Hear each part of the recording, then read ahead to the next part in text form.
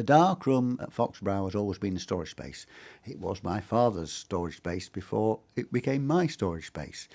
So that when I was, 9, 10, 11 years old, although we were forbidden to go up and supposedly poke around in the dark room because it was all my father's special kit that he'd kept, when my mum and dad went shopping to Bradford, of course, we were up there like a bullet, scrummaging through this heap of stuff that my father collected like a magpie, which must have been at least a good 2 foot to 3 foot deep in just wonderful stuff. It was everything from French sabres to First World War helmets and firemen's rattles, all sorts of stuff. Old record players, wind-up record players that played 78s, a huge radio. It stood a metre high, beautifully veneered, and it was a valve radio. It had a valve radio built into it that you could hear and listen worldwide.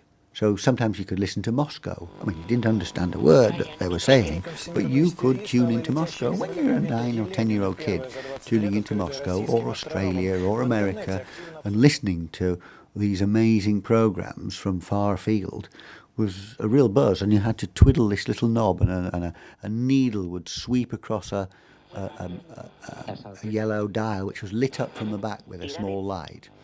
And there were all these wonderful names of places across the world that you could tune into. And then on top of the machine, the top opened up, and there was an electronic 78 record player with a metal needle. It wasn't a crystal needle, and you put your 78, which was a big, thick vinyl disc, and played operas and music. And in fact, one of the first pieces of pop music I ever listened to was the Ink Spots 78 record played on that machine, and it was just a revelation at the time.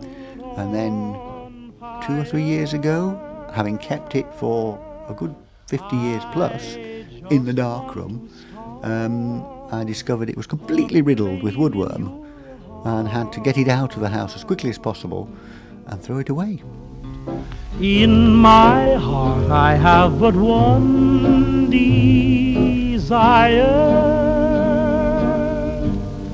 and that one is you.